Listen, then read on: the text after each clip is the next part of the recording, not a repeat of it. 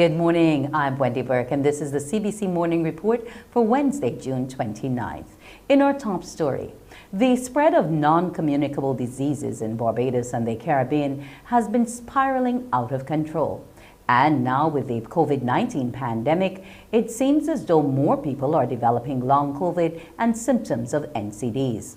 But it's having an impact on the insurance sector and the lives of many individuals. Joining us this morning to talk about that impact is the president of the Barbados Association of Insurance and Financial Advisors, Mr. Tyrone Lowe. Good morning to you, Mr. Lowe. Good morning, Wendy. How are you? I am well. Now, we recently had the celebration of Insurance Awareness Day globally, but Barbados doesn't pay as much attention to it. Do our people know enough about insuring themselves, especially against diseases? That's a good question. And yes, I do acknowledge that there was the celebration of National Insurance Awareness Day, particularly in the US of A. And Wendy, thanks for acknowledging. Indeed, it does serve a good purpose because it reminds people of the value of a product that they take for granted. That is insurance, whether it's your car, whether it's your home, whether it's your health. We in Barbados, on a daily basis, play our trade, St. Lucie to Christchurch, trying to get people to insure. And therefore, such a day is a good time to remind you, look, do not take life for granted. Things happen, and therefore a life insurance policy, health insurance, car insurance, home insurance would be ideal. Now, in Barbados as well, and indeed universally, NCDs, persons who have those conditions have great problems getting life insurance. If you're a person, for example, who is diabetic, having life insurance, having health insurance is a major nightmare. And now with COVID on the scene, and what we are understanding from COVID, that persons who might have had some minor or perceived minor or things that were not at the time to the fore are now coming to the fore, so that your lungs may be more impacted. Your kidney could be now impacted even more than what it was before. You've got problems with breathing and what's not. These things will have an impact on the ability to have critical insurance policy. Now, coming into the pandemic, we were asking the sector if they're going to be looking at maybe perhaps creating some sort of pandemic coverage. It may not be COVID again, but it could well be something else that cripples us globally. We're 2.5 years in, and we still aren't hearing about any kind of specific coverage for individuals who have been impacted in this way. Is it not necessary, or is it something which might break the bank for the industry? Good question again. I think it may be too soon. Certainly all know, our researchers, our actuaries are watching the trends. They will be looking to see what is the fallout, how many deaths have we had, how many medical claims have we had, what is the impact globally on our reserves and our funds, and then can we make some assessment? Is it temporary? Will COVID be around for the next 5-6 years, or after the end of 2022, life adjusts and therefore business as usual? So it may be too soon. And I should also add to that, though, Wendy, that the insurance companies are always ahead. When they make their actuarial assumptions and so on, whether it's COVID, maybe whether it's a hurricane, whether it's some other major disruption, they are planning and making the appropriate adjustments through their research. So nothing exactly takes them by surprise. It may not have a particular name, but there's some plans and reserves for the unexpected. Okay, I'm glad you raised the issue of hurricanes because we're smack dab in the middle of the season. And when we had the freak storm and Elsa, a number of people were caught unawares and lamenting the fact that they were not insured. Coming into this new season, is the industry perhaps seeing more people requesting coverage, or are we still playing it easy and saying, oh, nothing may happen? Okay, well, as far as hurricane coverage is concerned, that would be primarily to my colleagues over in the general insurance. But yes, you make a good point. Last year, exactly around this time, when there was significant impact from the hurricane, there were people who seemed to have been caught by surprise. There was this 2% deductible that many of them were not happy about.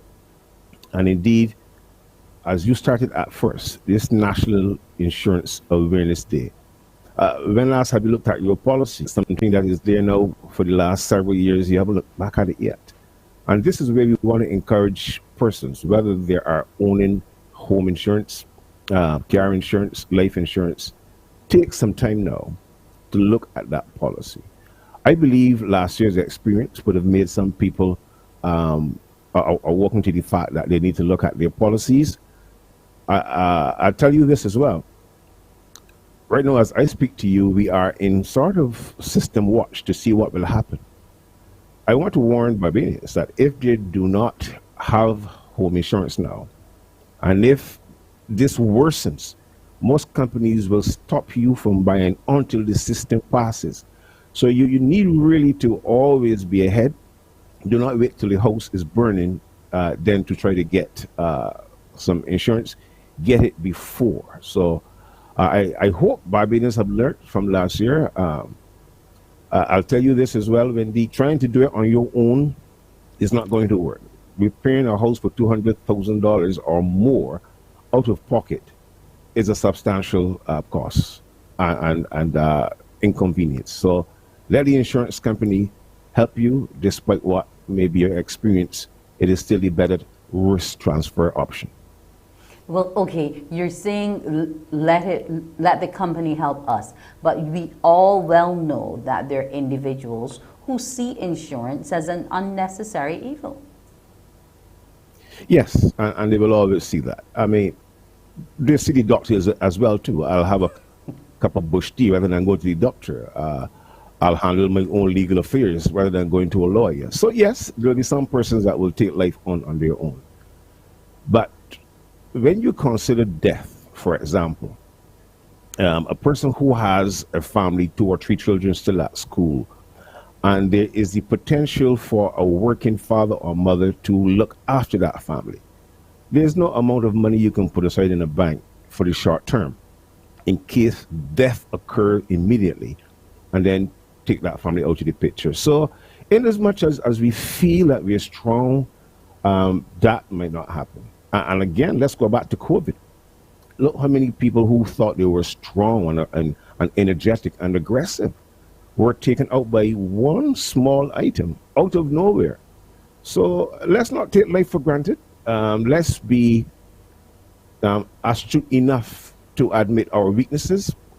And despite the fact that insurance has not always come through the way we thought it should, the better option really is put aside a small amount for that rainy day that could come. Even though next couple of minutes, next couple of days, we still want to suggest have some life insurance coverage, have your car insured, have your home insured. Replacement costs is too risky, too high. Okay, I want to thank you so much for joining us this morning to look at the insurance sector and some of the things that we need to put into consideration, especially in this hurricane season. Do have a good morning, Mr. Lowe. Thank you, and likewise to you. Take care. Thank you so much. Next on CBC's Morning Report, updates on the COVID-19 pandemic and the war in Ukraine.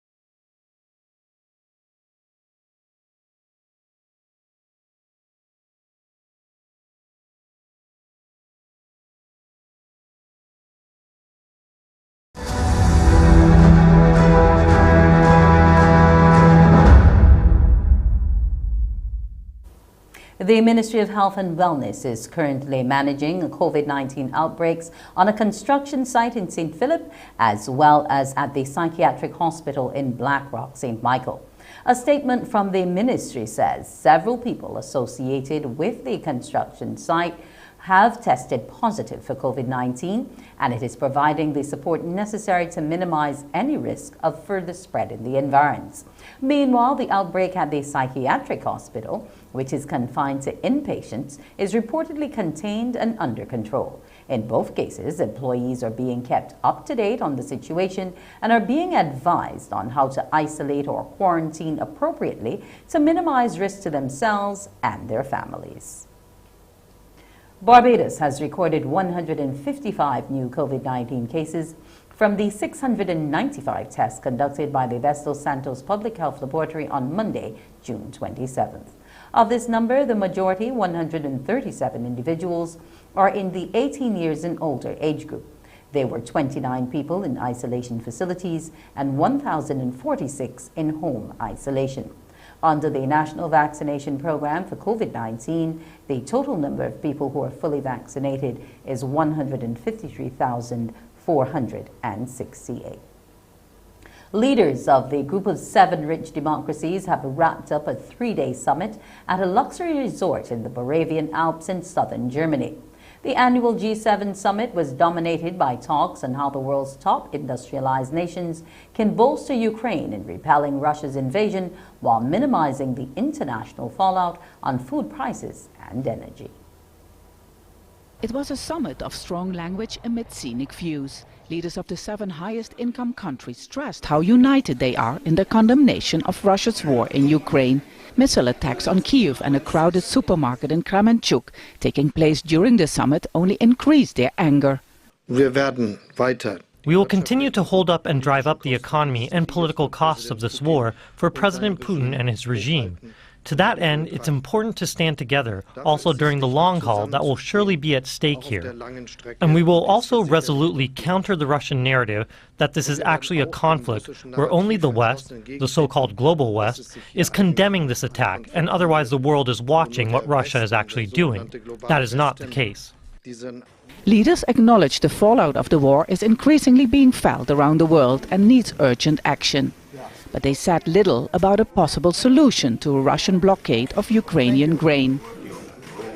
An additional $4.5 billion package to protect people around the world against hunger is seen by aid organizations as disappointing. The focus is on the war in the Ukraine, and they found billions and billions of dollars for that, and they haven't found the money that we need to fight hunger. For their own communique says that over 323 million people worldwide, a new record, could face starvation in the next few months. $4.5 billion is a drop in the ocean for that, so it's a real failure by the G7. With the war in Ukraine and the energy crisis taking nearly all their attention, the main loser here seems to be the climate. A German-led reversal on a ban for public funding on fossil fuels is seen by environmental groups as a real setback. While still depending on Russian fossil fuels for their energy supply, G7 leaders appeared more concerned with lowering energy prices and trying to reduce Russia's large profits on oil and gas. They agreed to investigate whether to impose a controversial price cap on Russian oil. La situation que je viens d'évoquer est d'autant plus absurde. The situation is absurd. The rise in global energy prices helps to fund the war in Russia. That's the reality.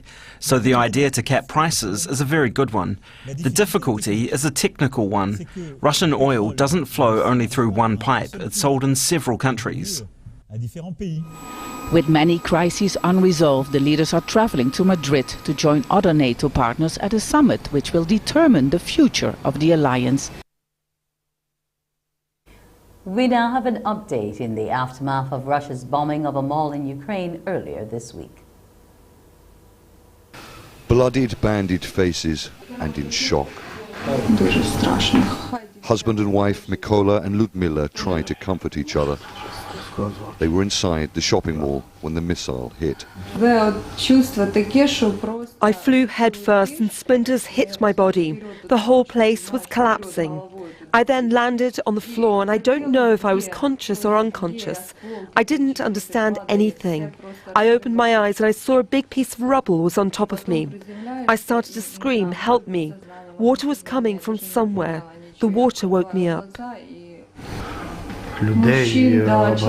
Mikola describes the scene. I saw lots of wounded people, burned people, some were covered in blood. One girl fell down and we helped pull her along. Hospital staff worked all night to treat the dozens of wounded people. But not everyone brought to the hospital survived. Outside, people register the names of friends and family they cannot find. I was working and I heard the explosion and I saw the fire. I put my friend's name on the list, but we have no information about whether he's alive or not. A burnt-out shell is all that remains of the shopping centre. Emergency services search in the rubble for survivors and remains. Yulia was working in a shop across the street when the attack happened. They hate us. I'm Belarusian. I was born in Belarus. This is my fatherland. I'm ashamed. President Volodymyr Zelensky said there were around 1,000 people inside the mall at the time. Today's Russian strike on a shopping centre in Kremenchuk is one of the most daring terrorist acts in European history. A peaceful city, an ordinary shopping centre. Inside, women, children, ordinary civilians. Ukraine's National Security and Defence Council said preliminary data suggested the Russian strike was from one of 2 X-22 cruise missiles fired from an aircraft. Kremenchuk has been hit by Russian missiles at least twice before, but they didn't leave this scale of death and destruction. Moscow says it's trying to avoid civilian casualties, but hardly a day goes by when a civilian isn't either killed or injured in a Russian missile strike a long way from the front lines. It's time now to preview what's coming up on Morning Barbados, so we say good morning to Pearson Boone. Good morning, Wendy. Good morning, everyone. At 6:30, when you join me for Morning Barbados, we will tell you about the Substance Abuse Foundation of Barbados, which provides an opportunity for addicted people to lead positive lives and also the approach to their reintegration into their family. But have you heard of Marina House? They'll tell us what are their new treatment options available to all who battle that horrible thing as addiction. Also today, the Rotary Club of Barbados West are embarked on a hearing project. What's the scope of that project and what are the outcomes expected and what are the follow-ups following that particular project? And today, we'll be taking a look at the employment law as it relates to organizations and individuals when we talk HR with HERMAB. That and a whole lot more coming up at 6:30 on Morning Barbados. It's back to you, Wendy. Bye, thank you, Pearson. We'll see you at the bottom of the hour. We'll have more news next on the CBC's Morning Report.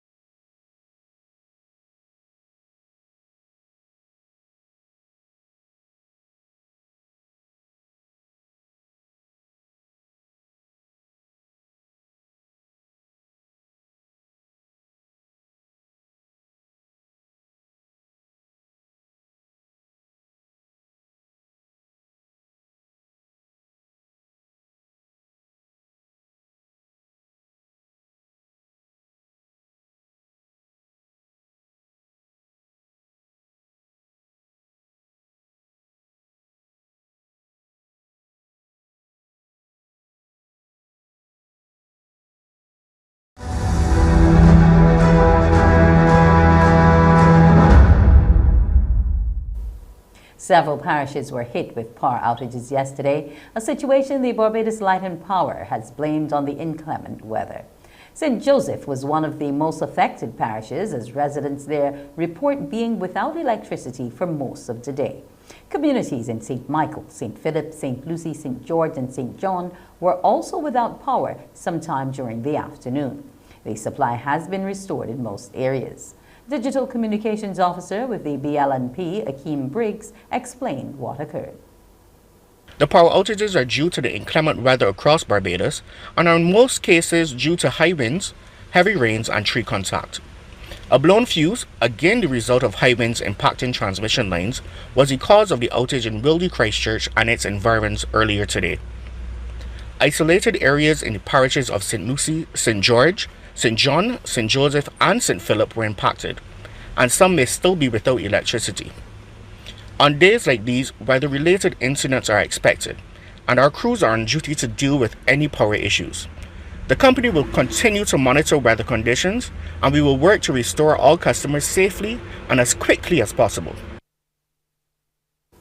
Not only are elderly people being abandoned at the Queen Elizabeth Hospital, officials there are reporting men and women between the ages of 46 and 64 are being left at the institution.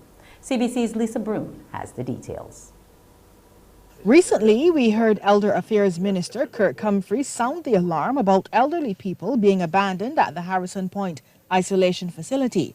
This is a new and disturbing development, but officials at the Queen Elizabeth Hospital say they're seeing a related situation that is equally as troublesome.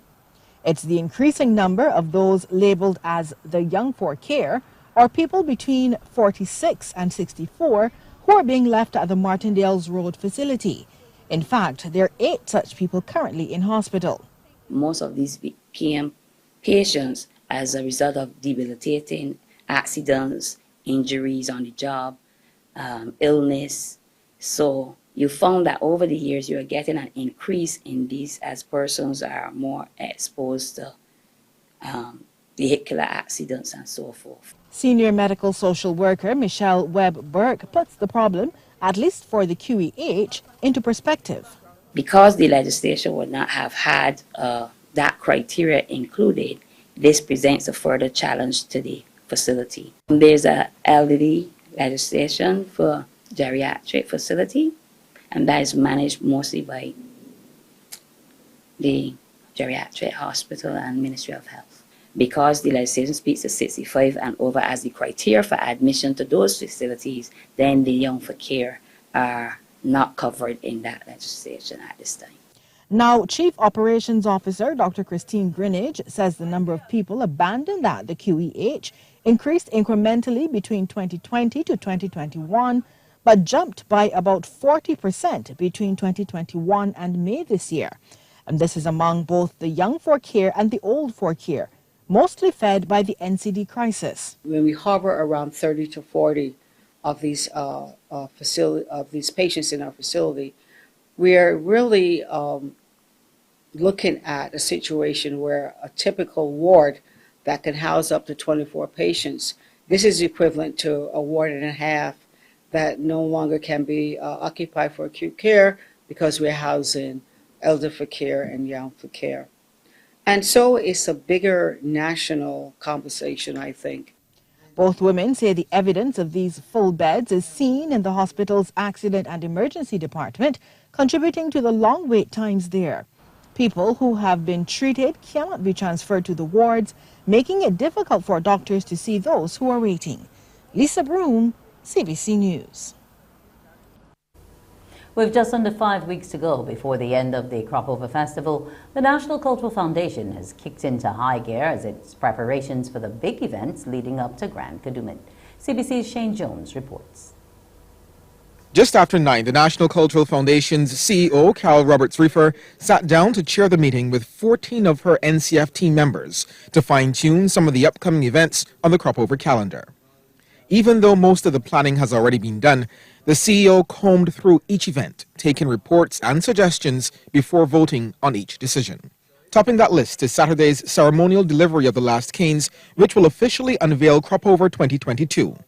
From what I heard in the meeting, it's expected to be a spectacular opening ceremony, and the NCF has invested a significant amount of resources into making the event a must-see extravaganza for the entire family. It is themed Sugar Make It Sweet and will feature a vintage calypso tent and heritage fair. Music officer Kevin Moore was upbeat, announcing the Junior Monarchs' first round of rehearsals went well, reporting issues with only 3 of the soca songs entered, but informed they had been rewritten for the junior competition, which Scotiabank will sponsor again.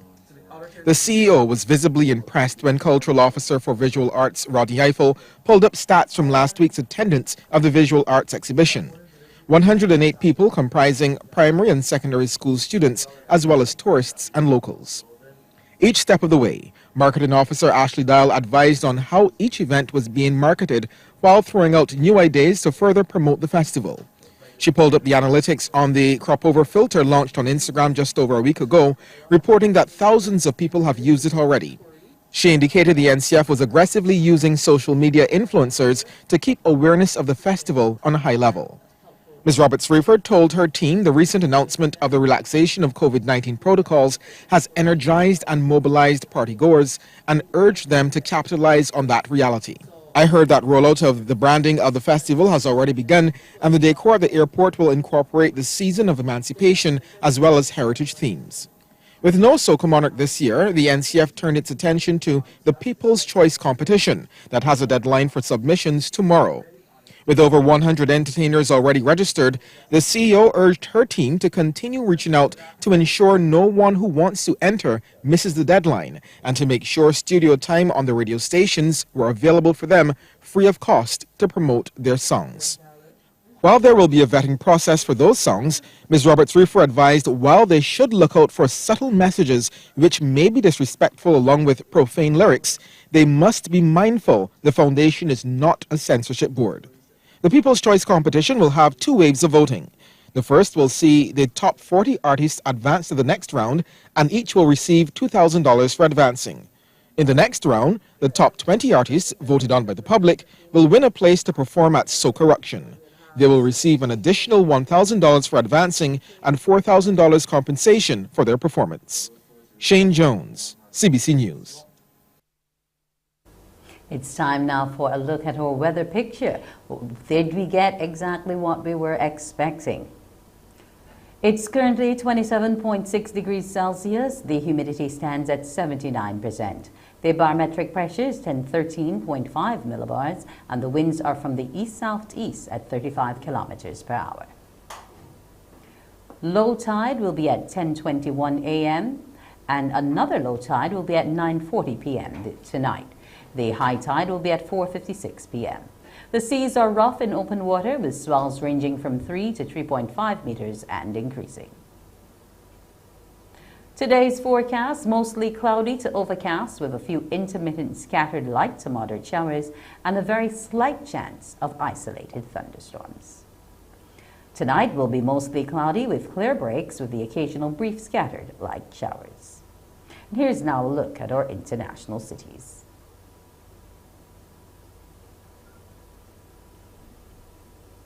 Well, that's today's morning report. You can join us for our next newscast, Newsday, which will begin at noon. Also join our sister stations of the 100.7 FM, 98 The One, and 94.7 FM for The World at One. It's time now for Morning Barbados. Wake up, wake up, wake up, wake up. Barbados, get up. Good morning, Barbados, good morning. Good morning to you. Good morning, morning, morning, morning. Good morning to you. Good morning, morning Barbados. Good morning. Good morning to you. Good morning, morning Barbados. Good morning.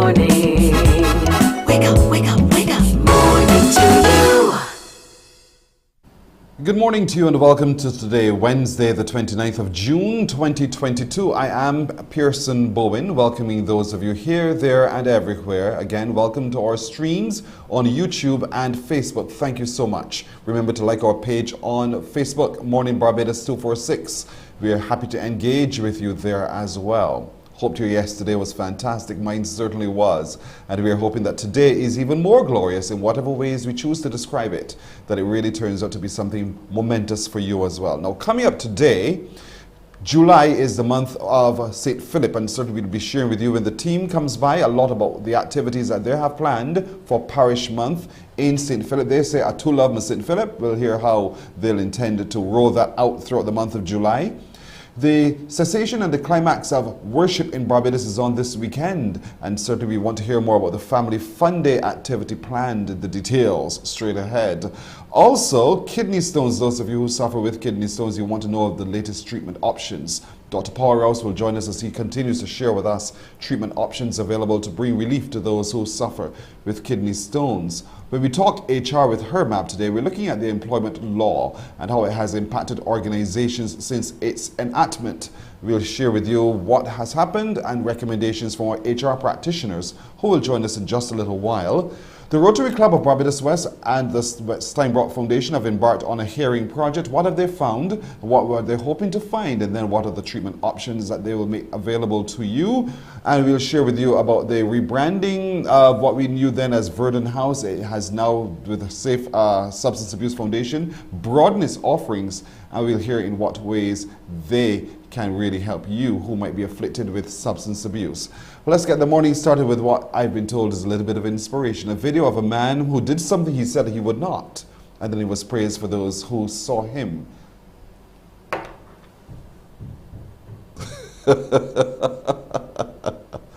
Well. This is what y'all did to me.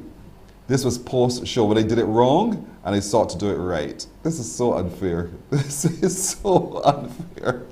But nevertheless, see, perseverance never, never fails. You just have to persevere and you'll get it right. Little did I know the camera was rolling while we were playing around in the studio. Enough is enough.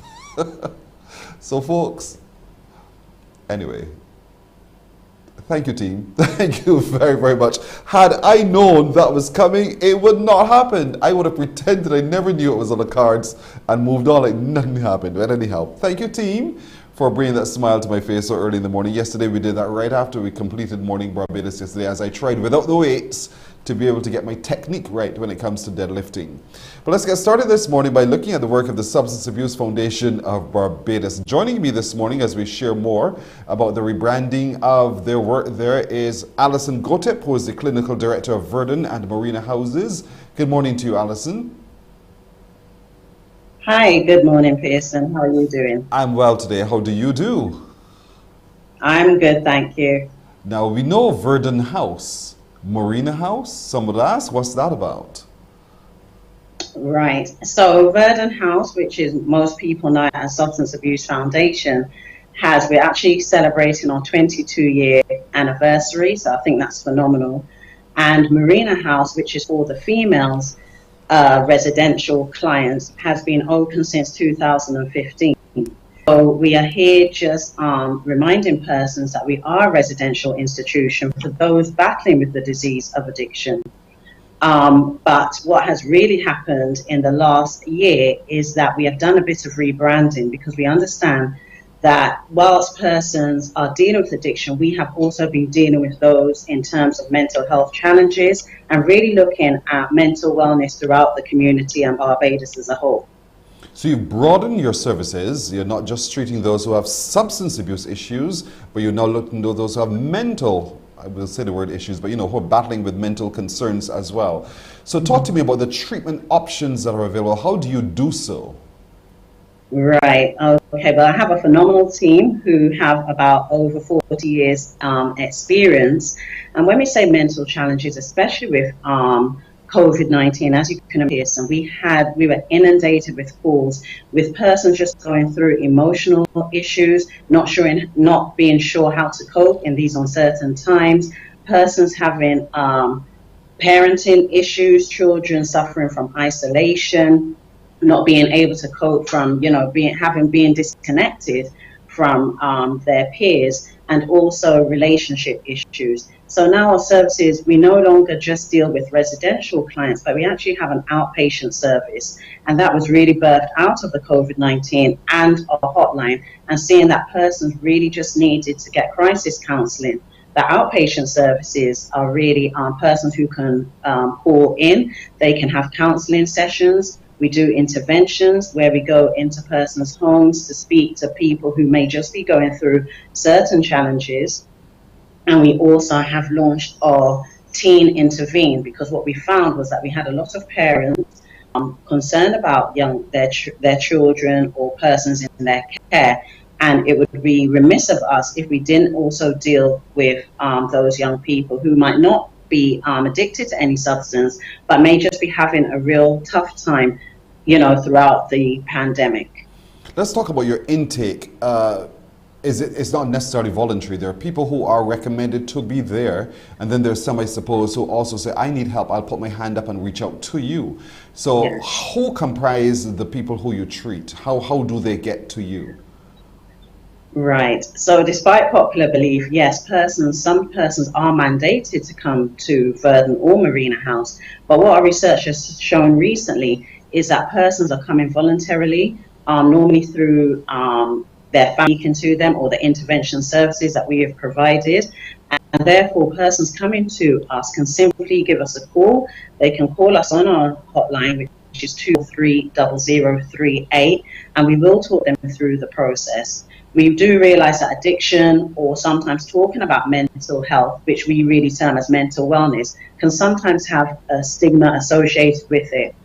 As Barbadians, we do tend to talk very openly about anything going on from our neck down. If you've got diabetes, if you've got cancer, anything from the neck up in terms of mental wellness and just maybe things that we may be going through can sometimes be a struggle. So this hotline that we have set up is 24 hours, 7 days manned.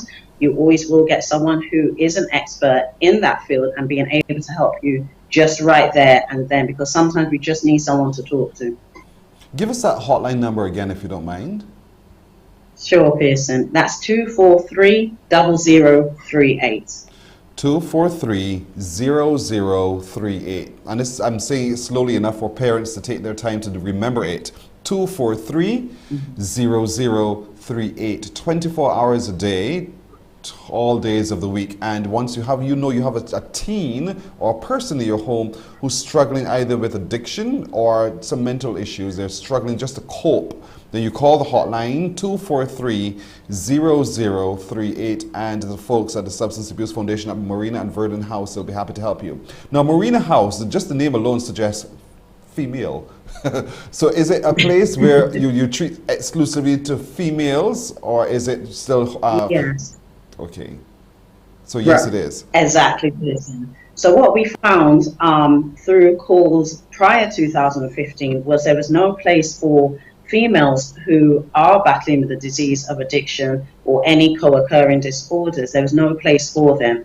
So thankfully, from the Maria Holder Memorial Trust, we were able to set up a facility specifically for, so we have a male facility, which is Verdun House, and one for the females, and that has gone really well. We have now a family center on the same compound, so we do a lot of family therapy and family intervention on the same grounds as Marina House. Okay. Both in St. John.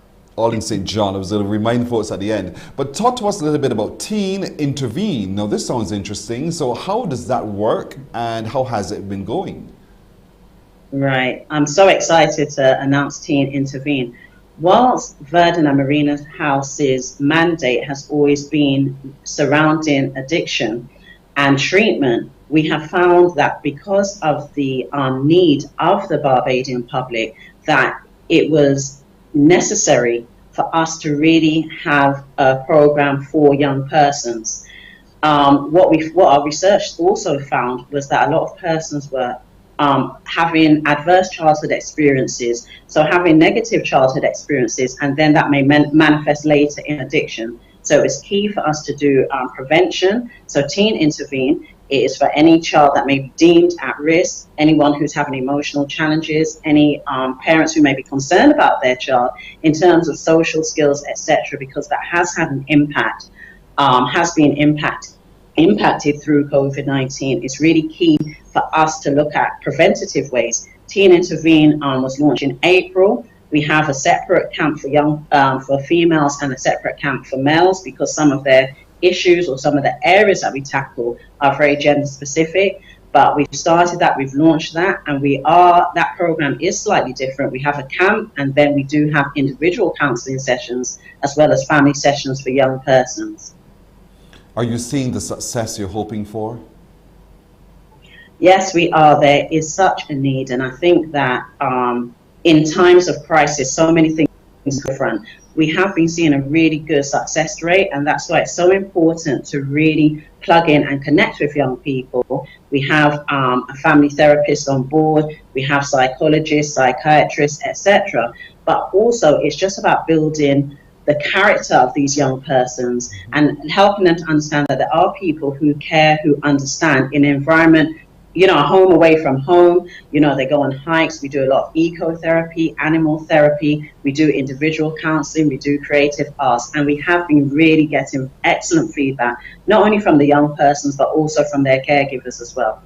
That's important to know simply because we want people to know that the program works.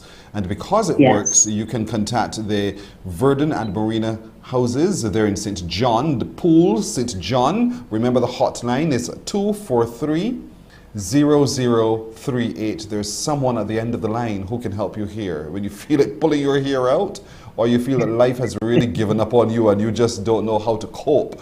243-0038. Note it, folks, because you look around your own space and you see that either your husband, wife, daughter, whomever is struggling with substance abuse and you need help. Hotline can help you. If you see your teen child struggling just to cope with life, the hotline, you can reach out there as well. Any hour of the day, any day of the week, any day of the year. 243-0038. And we want to thank you, Alison, really, the clinical director there at the Verdun and Marina houses, for joining us this morning. I hope that more people reach out to you because there's such a need for the services that you render. And I thank you and your team also for being able to resolve some of the issues that a lot of people are faced with day by day as life gets more challenging. Thank you, all the best. And there it is, folks, on your screen. Some more information of the residential treatment on the website. The website is thesafinc.com. And certainly all of the programs are there. They're available to everyone indeed. Treatment is available. Sit not in ignorance. You can do something about it. Call the hotline 243-0038. And if we don't call the hotline, how do we contact Verdun so that we can begin another form of discussion with you as well? If we don't want to go through the hotline. No problem. You can also contact me on 234-7586. That's 234-7586. I'm more than accessible to any calls, any queries, because we understand we really do need to let the public know that they are not alone. We are not alone. It has become a we problem, a we challenge, and therefore we really do need to help each other. Let's be our brother's keeper. So you can call me once again on 234-7586. Well done. Thank you so much, Alison. All the best indeed. Thank you. Thank you, Jason. You're very welcome. You're very welcome. We'll take a break here on Morning Barbados, and we're coming back with more in just a moment. Morning, morning, morning. Good morning. Good morning to you.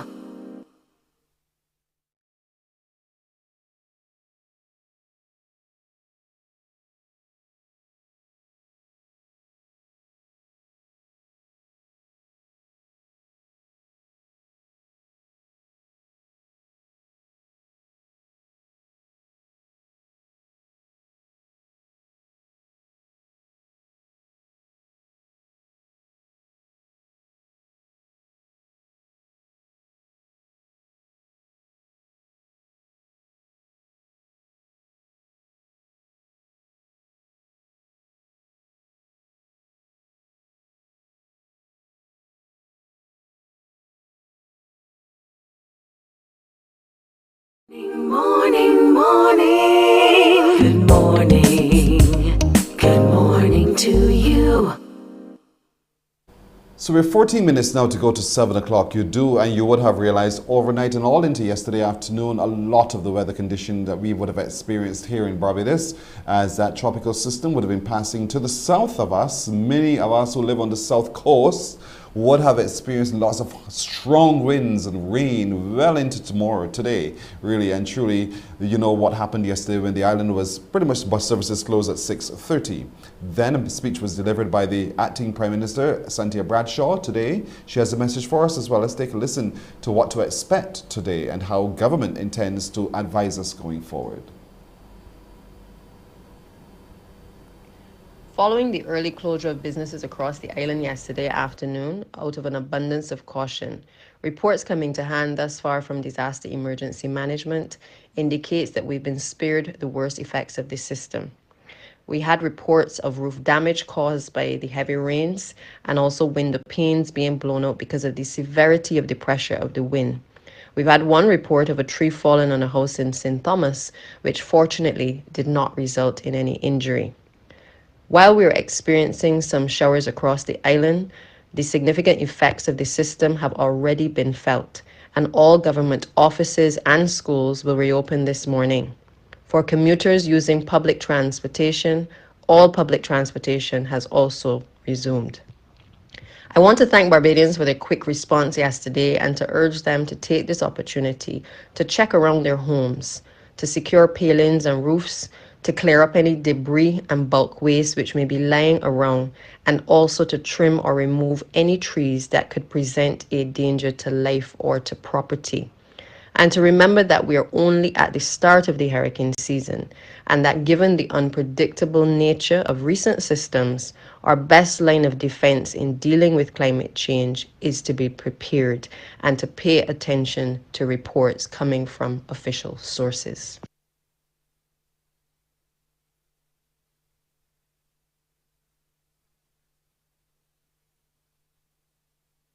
There from Acting Prime Minister Cynthia Bradshaw, reminding that business resumes today in full, and certainly thanking Barbadians for adhering to the call yesterday for all caution to be employed. It's now, what's the time, Mr. Wolf? 11 minutes to go to the hour of 7 o'clock. Let's turn our attention now to the hearing project hosted by the Rotary Club of Barbados West and the Ellen Steinbach Foundation. Joining us to talk a little bit more about it is Renee Butcher, who is the president of the Rotary Club of Barbados West, Gail Reeves, who is the secretary, and Dr. Mariella Stabler, who is the Hearing and Speech from the Hearing and Speech Center. Good morning to each of you. Good morning, Pearson. Good morning. Thank you so much. Let's start with you, Gail. Talk to me about the scope of this project and what it is that you're hoping to achieve here. Yes, so again, good morning to you, Pearson, and good morning, Barbados. As you're aware, the start date for the Rotary Club of Barbados West Ellen Steinbach Hearing Project, we started on March 2nd. We were delayed due to, as you know, we had to wait until schools reopened in order to launch. We launched at West Terrace on March 2nd, and thus far to date, we have screened 67 schools across all parishes. So across all the 11 parishes in Barbados, we've screened 67 primary schools, all the infants B students in those schools.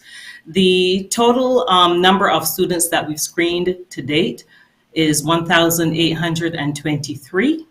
And the number of infants B students that we referred for follow-up to Dr. Stabler would be 81, which accounts for about 4.4% of the total number of students, infants B students that we've screened.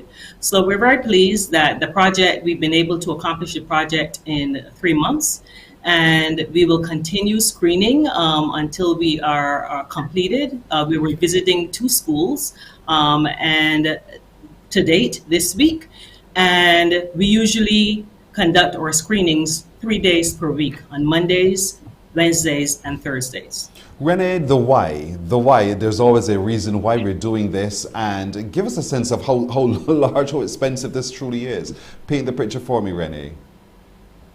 Yeah, so you have the cost globally, and you have the cost to the individual parent. As you can imagine, given the national scope of the project, you're talking hundreds of thousands of dollars. So that is a significant cost. But the cost that we are most focused on is the cost of the individual parent. As you know, hearing aids are quite expensive, thousands of dollars it can cost. And what we found is that some parents, because of their financial circumstances, can't afford this treatment.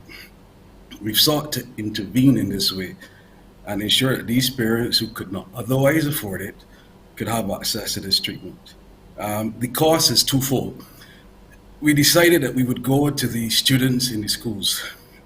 Most parents can't afford to leave work to take their child to the doctor to be screened. So we've gone to the schools and we've taken volunteers there, and they've gone to the students where they are to determine the extent of the hearing loss, if any. So the parents are spared the cost of having to leave work. Once the students are detected as suffering from hearing loss, we've created the opportunity where we say to the parents, look, we understand the cost of treatment is prohibitive, it's expensive. The Rotary Club of Barbados West will bear that cost. We will ensure you have nothing to worry about. We will screen your child to ensure that or detect the extent to which they have hearing loss, if any.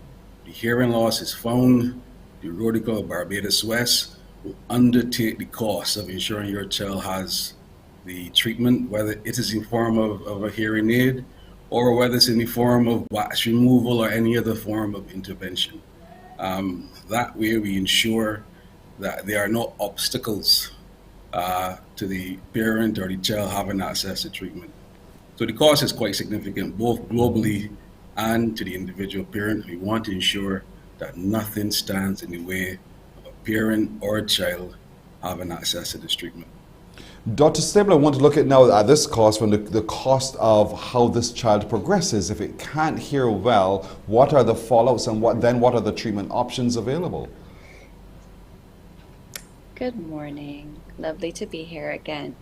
So, in regards to children who I'm seeing for follow-up, we did find some hearing loss in children, some wax related as we would have expected, but we actually did find some other types of hearing losses. In terms of these being not treated, if you met these kids on the street, you probably would say, well, they don't have hearing loss. I don't see anything wrong with them. Hearing loss is not an intellectual disability. It's not a physical. It's not something that you're necessarily going to see. It's going to come out in different ways, especially in the classroom. It can be seen as, well, maybe that child just is not paying attention to the teacher, or they're not, they're not listening to mommy and daddy. But in a lot of cases, they're just simply not hearing, and that can then hinder how well they're perceived in school, how well, teachers interact with them, their friends, and then ultimately just, being able to hear and get all that information they need. And that can hinder the ability to really proceed beautifully in their education, but it also impacts their ability to speak clearly and fluently as well. How often is that, how much of that really happens on our island? What's the incidence of it here, where children are having difficulty hearing and then therefore speech problems? Yes, so this happens quite frequently, actually. There's quite a long waiting list, actually, at the Children's Development Centre for speech therapy. There's really a big need for that. Children who have hearing loss end up being a slightly smaller percentage, but there's absolutely an impact to speech. Generally what happens is you get children who develop enough speech, but there's some sort of a delay, especially early on, where maybe at 2, 3, even 4, the parent comes and they'll say, well, I don't think my child is at the level that they should be at. And very often it's because they have some sort of an obstruction to their hearing, preventing them from hearing the sounds to be able to hear those speech sounds and speak fluently. So what are the solutions? A parent is saying, oh my goodness, poor child. What are the solutions? Absolutely. If we're just talking about wax removal, that's a very simple intervention. You have the wax removed either by myself, your general practitioner. I know they do it at the clinics. You can also go to an ear, nose, and throat doctor. In regards to hearing loss that is permanent, it's slightly more complicated, but not impossible. They would just be determined to need amplification, meaning hearing aids. There's different types of hearing aids. It's going to be a case-by-case basis, but the main thing would be then hearing aids for those patients who have permanent hearing loss. Or you learn a new language through Braille or the use of sign language. I'm being serious because if the child can't communicate properly by way of what we know as speech, they have to learn a different way of communication. So their options are available. Absolutely. So parents shouldn't just throw their hands in the air and figure, well, that's the end of the world for my child. There are options for your child to be able now to communicate still. Now, back to you, Gail, for just a second, because this program is rolled out across the primary schools. You're targeting the primary schools for the moment. What do you want parents to do? Because, you know, there are some parents who say, not my child is not going to be, nothing is being pushed into my child's ear or anything like that. So what do you say to that parent today so that you really get the best response from the project? So we really encourage parents to understand the screening is non-invasive. What it entails is simply microphones being placed over students' ears. The screeners then will commence a series of beeps, and the child is asked to raise his or her hand when they hear the sound. It's as simple as that. The screening usually takes no more than 10 minutes. Our screeners have become exceedingly proficient at screening, and before we even commence, we make that child very comfortable. So we really spend some time speaking with the child, explaining to the children what we will be doing, turning it into a game for them. Many of them leave saying, "Oh, I enjoyed that game." So we really want parents to understand that it is very non-invasive. This is free for them. It's a total service. It is a screening, much as you would have a vision screening, and it is important for them to understand that if a child has a hearing loss, they may not at this time be recognizing that. We find that children learn to compensate in many ways initially, especially when they are looking directly at you. They're able to read your lips. However, we've had parents who have come to us and said, you know, I'm speaking to him or her, and I'm finding that they keep saying to me, can you raise your voice? Or they're asking me, can you raise the television? Or a cue is if you're speaking and their back is turned to you and they're not hearing you. So it's vitally important that our parents understand the need and the necessity for our children to undergo some type of screening, much as you would a regular health check. Hearing screening is vitally important because it can impact the educational outcomes for children for years to come. Rena, I suppose you've partnered with the Ministry of Education as well to take this to every school so that you try to reach as many young children as possible. So what's the next phase, and when do you hope to wrap this all up? Well, we are in the final stages of the project. We have, I think, the final 2 schools for follow-up coming this week. I think the project has been a tremendous success. It was a tremendous undertaking, as you mentioned, Pearson, by the Ministry of Education, Dr. Stabler, who shared with us, the Barbados Community College. They provided training facilities. They provided a cadre of volunteers who went to multiple schools across the island. And I don't want to leave off this morning without mentioning our young people. There was a cadre of some young people who give of their time, and you know the young people, they have a lot of options available to them in terms of entertainment and other activities, but there's a cadre of young persons that took time out of their day, sometimes 2, laterally 3 days a week, to ensure that we had the manpower, the volunteers available to go to all of the schools. And this is no mean feat, Pearson. They've gone not only to schools which are near to their home, but they've gone to schools in St. Lucie, St. Peter, St. Joseph, St. John, St. Philip, all across the island. And so I want to thank this cadre of volunteers. The Ministry of Education, Ms. Kay Sargent and her team, they've worked with us from the start, helping us to scope the project out, making contact with the principals, introducing us to the principles, just paving the way for the project to be executed.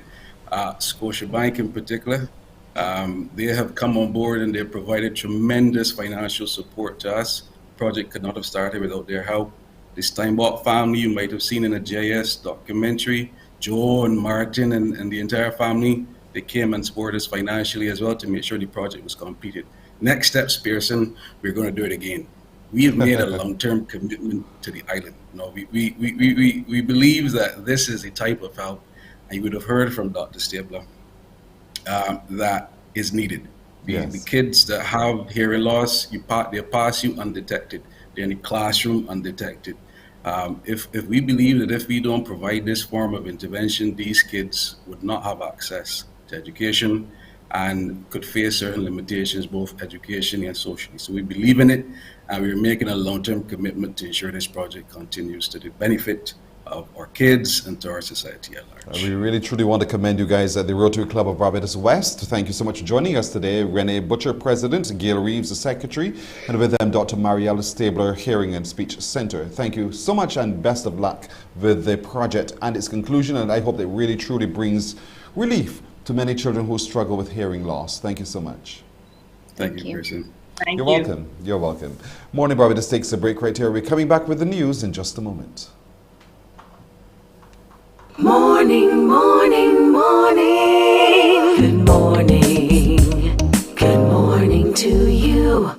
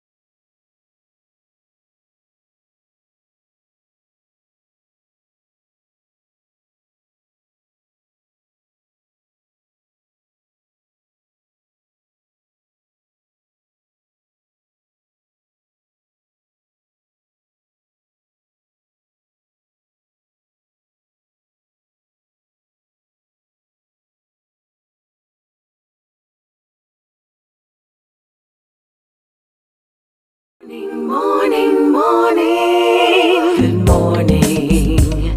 Good morning to you. Good morning to you, and here's your update of this morning's news. Barbados is open for business today.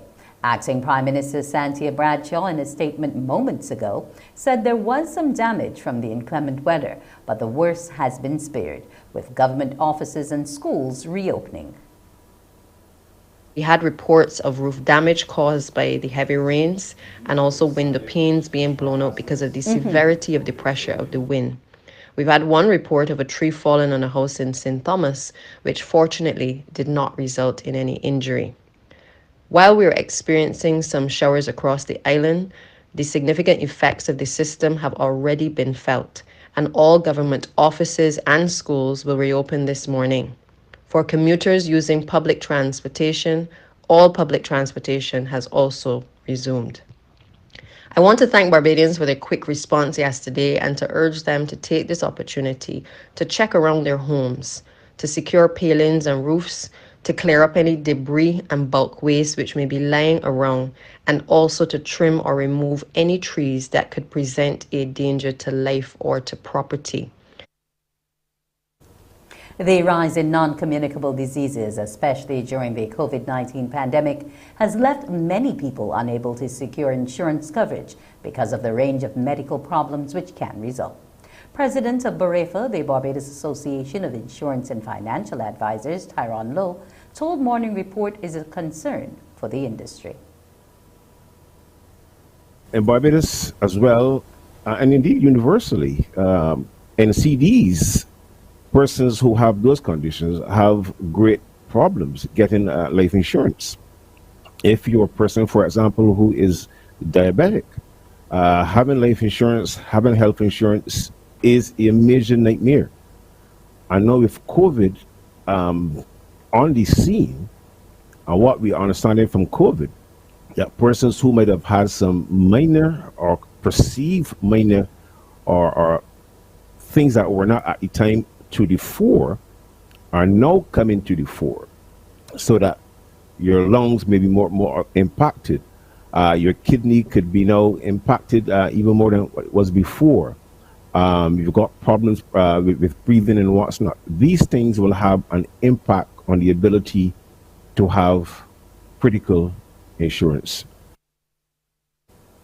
At least 50 people have been found dead inside a tractor-trailer in Texas in what appears to be a human smuggling attempt along the United States-Mexico border. Mexico's Foreign Minister Marcelo Ebrard says at least 22 Mexicans, 7 Guatemalans, and 2 Honduran nationals were identified among the dead. The grim discovery was made in a remote area on the outskirts of San Antonio in Texas. A man working nearby heard a cry for help and saw a trailer with the doors partially open. Inside, there were dozens of bodies piled on top of one another. Temperatures in the area had reached 39 degrees centigrade on Monday. Those who survived, mostly young adults and children, were too weak to get out of the trailer. Patients that we saw were hot to the touch. They were suffering from heat stroke, heat exhaustion, no signs of water in the vehicle. It was a refrigerated tractor trailer, but there was no visible working AC unit on that rig. The victims are believed to be migrants who crossed the US-Mexico border looking for a better life. This appears to be one of the worst cases of migrant deaths in the US in recent years.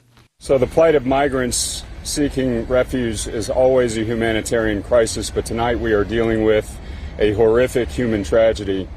So I would urge you all to think compassionately and pray for the deceased, the ailing, the families.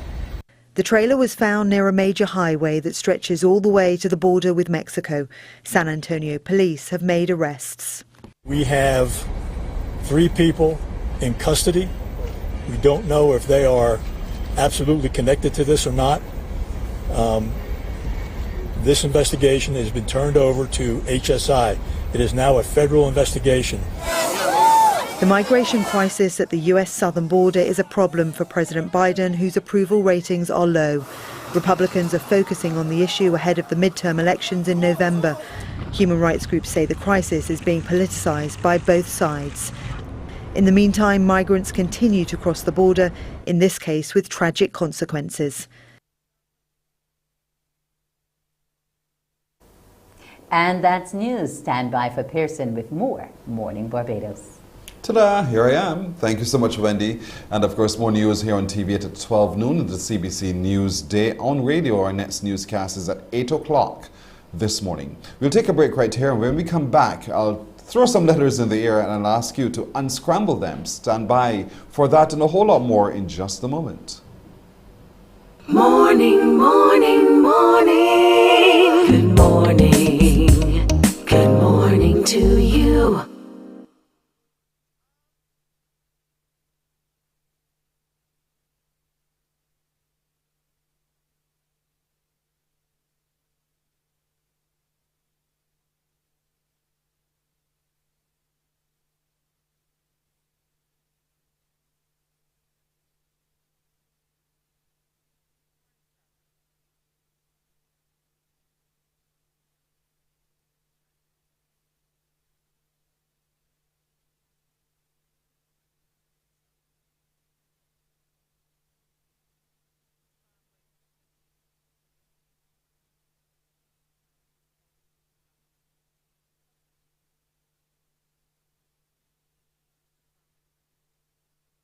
Morning, morning, morning. Good morning. Good morning to you. Time's 11 minutes now after 7 o'clock. Now time for you and I to have a little bit of fun by you calling me on 228-5562 or 228-5563. Why? Because I've tossed some letters in the air. Where they fell, I don't know, but they've found themselves in a most scrambled state. But I'd like you to unscramble them, and when you do, you tell me the word you found. So 228-5562 or 228-5563, you know how we do this, we'll have some fun. So, can we share with them our first scrambled word, please? Easy, weasy, Japanesey. That is so easy, but you know, it's going to get more difficult. So come, there we go. 228-5562 or 228-5563. Solve this one and get ready for a more difficult one. So 228-5562 or 228-5563. What word do you think we can make from these letters in this order? You change the order and you tell me what it is that you can make. Bamui. So 228-5562 or 228-5563. Unscramble those letters. Make me happy this morning. Good morning to you. Hello. Hello, good morning. Hi, how are you? I am fine. Good. What parish are you watching from? Michael. And what's your first name? Amina. Amina. Girl, that is one of those names from yesterday. You're laughing? Amina. Amina, all right. What's the word? Mobby. That is your final answer, Amina. I'm not taking any more answers from you at all. You're right. Thank you, Amina. Bye-bye now. Amina goes by. She's correct. Mobby is that word that you see right there in front of thee. So, let's give them one more word, another word, scramble it up and let me see what it comes up with now. 228-5562 or say, look at that one, look at this one. I don't even know myself. What is this? 228-5562 or 228-5563. It looks so weird. I can't even begin to imagine how you guys are going to unscramble these letters to give me a word. But it is a word. It is indeed a word. 228-5562 or 228-5563. What word do you think you can get from these letters, these jumbled letters? What, when you unjumble them, when you unscramble them, what word do you think you can make using those letters? It's a word, you know this word. I'm telling you, you do, because I've just discovered what it is. I've just worked it out. 228-5562 and 63. If I could work it out, you can too. Good morning, hello. Hello, good morning. Good morning. Hi, how are you? I'm okay. But I You sure? I'm going to get somebody. I don't understand what you're saying to me. Okay.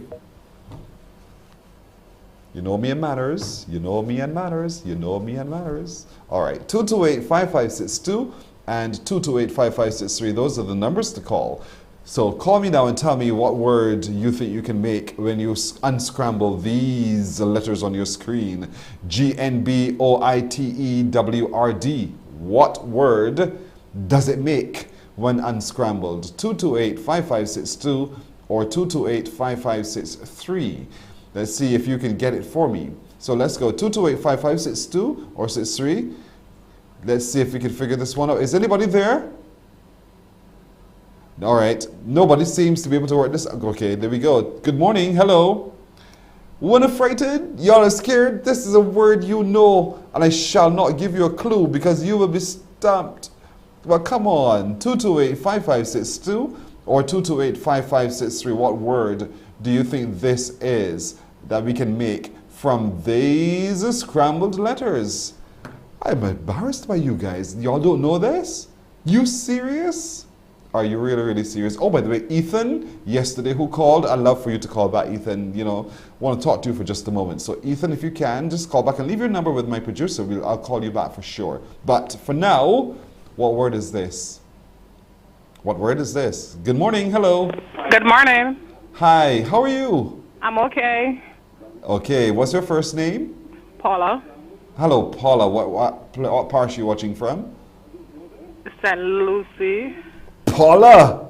Now listen to me, Paula. I'm from St. Lucie too. Don't make me shame. What word is this? Bridgetown. Paula! I'm from St. Lucie too. Don't make me shame. What word is this? You sure, Paula? You sure does this look like Bridgetown to you? The mystery thickens. Paula, are you absolutely certain? Yes, Bridgetown. What caused you to think this is Bridgetown?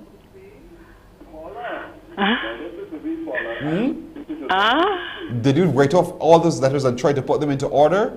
Yes. And when you did that, you started with the letter B? Yes. And why not? You sure it doesn't start with the letter W? No. All right. Bridgetown it is then, according to you. So what do you want me to say to you now, Paula? That I right. What part of St. Lucie are you from, Paula? Half Moon Fort. Half Moon Fort, just under the hill there. So, Paula, you're absolutely right. Well done, Paula. You've made me very, very proud. Thank you very, very much for that this morning, Paula. Paula is spot on. She is spot on. It is indeed Bridgetown. That's it for today. Hopefully tomorrow you'll unscramble the next word. We'll take a break right here. When we come back, we're talking treatment for kidney stones. Morning, morning, morning. Good morning. Good morning to you.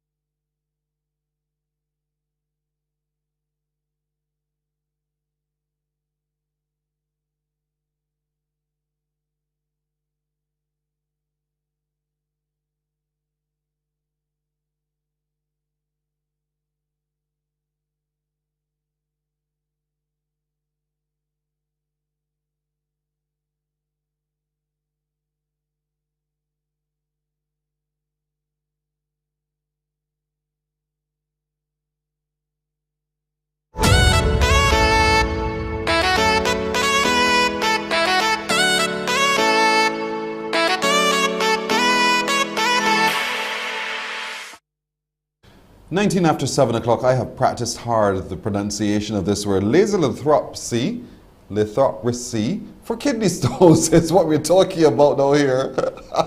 My production crew is laughing at me. Dr. Rouse, good morning to you.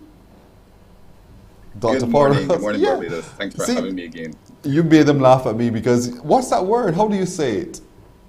Lithotripsy. It's Latin. Lithotripsy. So, lithotripsy.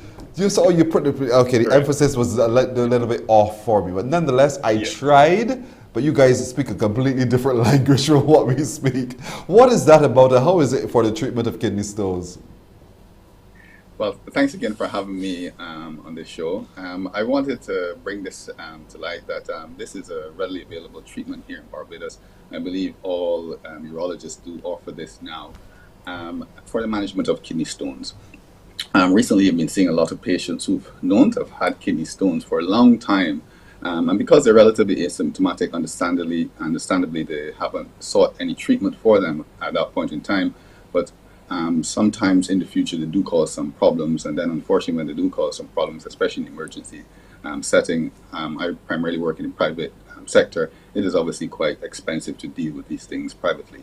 So I really wanted to let persons know that there is this form of treatment available and readily available here in Barbados, where we can treat your stones quite early, quite readily, and therefore hopefully avoid the potential complications in the future. I'm not sure if you could bring up my slides.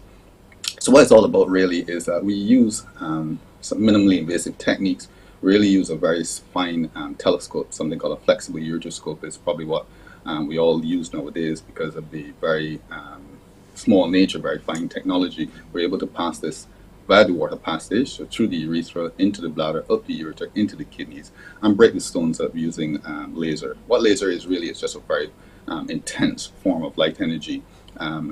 That's passed down with fiber, but using a laser machine, we see the stone, we break it up into small pieces that we could either remove or we can allow you to pass on your own. And with this treatment, in a lot of cases, once the stones are relatively small, I think now we have quite powerful lasers here in Barbados where I think we're pushing the boundaries where we can treat stones up to probably about 2 centimeters endoscopically quite readily in one session. And as an outpatient. So you come in, you have that procedure done, and you go home the same day. Rather than waiting for your stone to become acute, falling down into your ureter, blocking your ureter off when it becomes quite painful condition, and then treatment in the emergency setting can be rather expensive to say the least. And especially now with the warming weather, I do anticipate, for the last 2 or so years I've been here, I notice around this time when it gets a lot warmer, a lot hotter, as we are very busy and we don't drink as much, then I do see a small spike in stone disease around this time of the year. So I'm also cautioning Bajans to remember to make sure you maintain your fluids, and so that you don't become dehydrated, you don't predispose yourself to having stones forming, and don't predispose you to the really consequences, which is really either renal or ureteric colic as a stone passes down and it's right on its way out. You say drink more. You say drink more water, but you know when you do, you're going to go to the bathroom, and so you don't want to have that experience at all. But water helps. Yeah, I know we are very, very busy with our very active lifestyles, with work and things like that, and we really hit, you immediately the last thing to do is be getting up and going out to the bathroom, or you're with customers, the last thing you want to do is to get up and excuse yourself and going to the bathroom. But good bladder habits, good toilet habits is really good. It's really important that probably you should really be passing urine probably every 4 hours or so, on average 4 to 6 hours. So that means 3-4 times throughout the day, so that you keep flushing your system out. And it's all good for general good health, not only just for stone disease, but getting rid of all those toxins that we build up throughout the day, so that you can avoid having to come to myself or one of my colleagues for stone disease. I'm hoping that you might be able to play the little video clip so that we can show our Bajans how relatively straightforward this procedure is. And once it's done in the when we catch these stones early, when they're relatively small, as I said, we can treat them endoscopically as an outpatient procedure using this technique, and therefore, try to avoid the potential complications of long-term stone disease.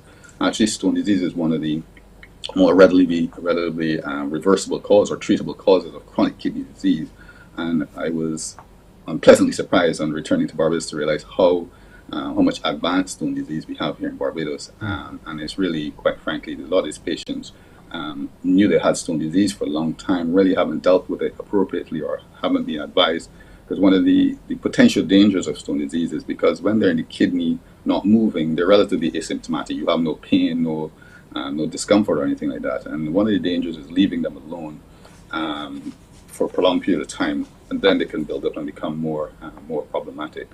So if it's possible to click on that video, we can just show viewers what stone disease is all about, how we do with the laser. I'm not sure if the video will play, but what you're seeing there in that diagram is that really perfect. So you can see there to the left, that's the guide wire. I always put a guide wire up. It's all about safety.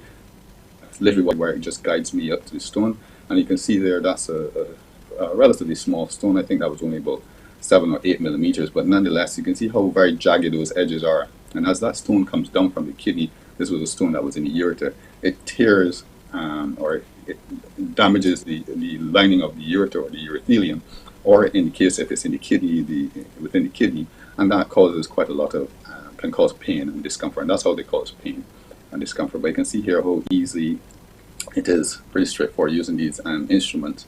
I believe this is flexible, or I think this is a rigid ureteroscope. This is one of my earlier cases, where you can easily pass those, as I said, via the wart passage, the urethra, up the bladder, up the ureter, see the stone, break it up into small pieces and take it out. And then if it's possible, just to show the last slide where I'm demonstrating how we can remove those stones with the basket. We can, one technique, so yes, if you can hit play on that video, is that the 2 really basic techniques. You either break the stone into 2 or 3 larger fragments and remove them. As you're seeing in this technique here, I've broken the stone up into a few larger pieces, and I'm here using a basket to remove the stone. Or one of them, especially now we have slightly more powerful lasers, is what we call a dusting technique, where we break it up into very small pieces, like grains of sand, 1-2 millimeter fragments, and we allow the patient to pass them on their own over the next few weeks. So just really bringing to light that laser lithotripsy is readily available in Barbados. It is a very effective way of treating kidney stones. The success rate, the real problem with kidney stones is actually getting to the stone. Because once you get to the stone with a laser, almost all stones will break using laser. The problem is getting to the stone. So you can do it like this, where you pass it endoscopically from the inside, or you can put a tube directly into the kidney. I think I've discussed that before, which is percutaneous nephrolithotomy. So these are the two probably the more common techniques to deal with stone disease. All right, we've got to leave it there so much, Dr. Paul. Laser lithotripsy, haha. Even at the end of the class, I got it right. Correct. Indeed, thank you so much for the treatment options and exposing us to what's possible. Indeed, thank you again for joining us. You're most welcome. Good morning, Barbados. Indeed. Dr. Paul Rouse, our urologist, indeed. A break right here. When we come back, we're talking HR with us here on Morning Barbados.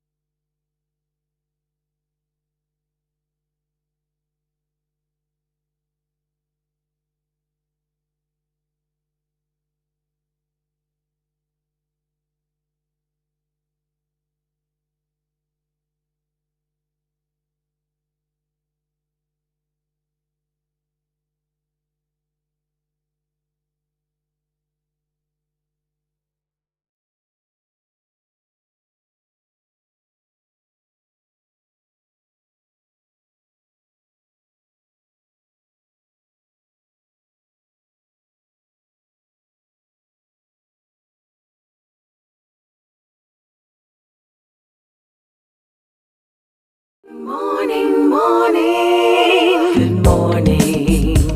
Good morning to you. 28 minutes now after 7 o'clock. We're talking HR with HERMAB this morning. As you do know, the Employment Rights Act was proclaimed and rolled out. We want to get an update on how it's impacted on companies and individuals. Joining us this morning as we talk HR with HERMAB is Cara Boyce, who is a business owner, an author, and executive coach, a human resource executive. She's everything. And Dr. Kathy Norville-Rochester, a lecturer in the Department of Management Studies at the UWI. Good morning to you, ladies. Good morning. Good morning. Cara, I heard you laughing. You were thinking, oh my goodness. When I called about you, sound as if you are everything, literally. Welcome indeed. Thank you, yes. So we've had the proclamation of the Employment Rights Act and it's been rolled out. When it happened, it caused a lot of businesses have to return to doing things in a set way. How has that, since it's been rolling out, how has it really been impacting businesses and the effectiveness of engaging with employees as well? Okay, so good morning, Barbados. Good morning. It's good to be here. So, Cara and myself, we were discussing and we were talking about this, the impact of the ERA, which was what we call it, Employment Rights Act 2012. Normally, there are a number of things that impact on organizations, both internal and external, and legislations just happens to be one of them. And so this morning, we want to take a deeper dive. And Cara, at the time when this was being rolled out, was with the BEC at the time. And I want her to share from that perspective in terms of how that rollout initially impacted, and then I'm going to talk about some of the pros and cons that I have seen, and some of recommendations for organizations as they move forward. So, Cara?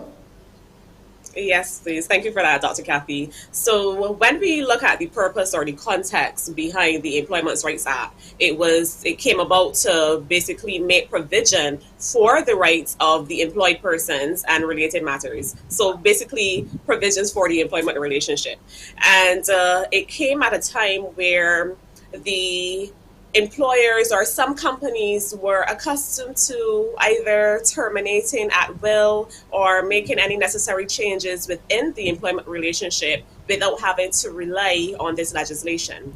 But here it comes, and we now have to determine whether our employees are actually employees, whether our casual employees are actually employees, because the law is very prescriptive with when they determine what an employee is. We then had to look at how do we terminate an employee. We have to invite them to a disciplinary hearing. We have to ensure they have the right to a representative. So this came with a lot of change for companies as well as for employees.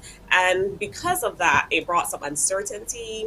There was some resistance to the change. On the employer side, some persons felt as though it was slowing down the process. They want to be able to get on with their business, especially if they're a small business and they don't have the bandwidth to deal with everything, each step that the law dictates. So that was a challenge on the employer side. But then on the employee side, it created a cultural shift in that employers were usually accustomed to just having casual conversations and addressing concerns. But now you're saying that you're giving me a letter, you're inviting me to a disciplinary hearing. Okay, this sounds a bit legal. Do I need to get an attorney? And that's what we've been seeing. And we continue to see that actually today, because simply it's a change. And because the law as well can be so monotonous in that persons are not able to really interpret it, and it leads to a lot of misinterpretation. But there's a lot more, but I know we don't have a lot of time, so that's what I can share for now. But with that shift in the way we do business, has there been a bit of a settling down? I know you say we still have some situations occurring, but has there been generally a settling down in applying and following the act almost to the letter? Yeah, what I would say, Pearson, let me jump in here, that we are, I say, post 8 years into this legislation. So actually 10 years is now 2022. And I would say that there has been a settling down. And what I want to say that I have seen some pros and I've seen some cons. And let's talk about the pros that Kara just talked about. One of the pros is that there now is this legislative framework within which organizations and employees get to operate with, which brings a measure of transparency. And when I talk about transparency, I talk about things like the fact that now the legislation talks about the fact that employees have to have their statement of particulars, their job description, things like that. And you'll say, but why transparency from that perspective? Having sat on the severance tribunal, I have times where employees would have come before the tribunal and, and you asking for a day to hire. And I always remember this case where this employee pulled out a postcard to say, this is when my employer sent me this postcard saying thank you for a job well done for that year, but they might not have started paying NIS, national insurance, until years down the road. So now with the legislation, there is a requirement for certain documentation to be provided. The other thing that I want to talk about is a measure of fairness. Not only is there transparency, but there's a measure of fairness. And when we talk about legislation, we talk about substantive fairness and procedural fairness. And I'm not even talking even with respect to that, but fairness from the perspective of, the legislation prescribes how much notice is supposed to be given. The legislation prescribes if in terms of you have to make some person redundant, this is the process. The legislation prescribes with reference to how do you deal with disciplinary action. So, and most of these things, especially when it comes to termination, you talk about these things kick in after a year of continuous employment. Now, that brings us to the cons, and this is where I really am very passionate about. One of the cons, and I really want to touch on this, is that I'm seeing it impacting on organizations being able to attract and retain competent talent. So you asked the question, is there a settling down? Yes, there's a settling down, but also, whilst there are many organizations practicing good people management, there are some organizations that, because of whatever, they are doing these short contracts, either short-term employment contracts, and you hire some person for 6 months, and you break that contract because they're trying not to have that 1 year of consecutive employment so that they don't have to go through this whole disciplinary process, all of this. But what that is doing, and not only temporary contracts, but some persons have shifted to service contracts. What that is doing, and I'm seeing, is that persons want stability in their employment. When you go to a bank to get a mortgage, they want to know that you have been working for X period of years consecutively. So what persons are doing is that they're going to move on. So, I was having a discussion with a leader the other day, and they talked about how they've lost one of their key persons just because of this practice within their organization.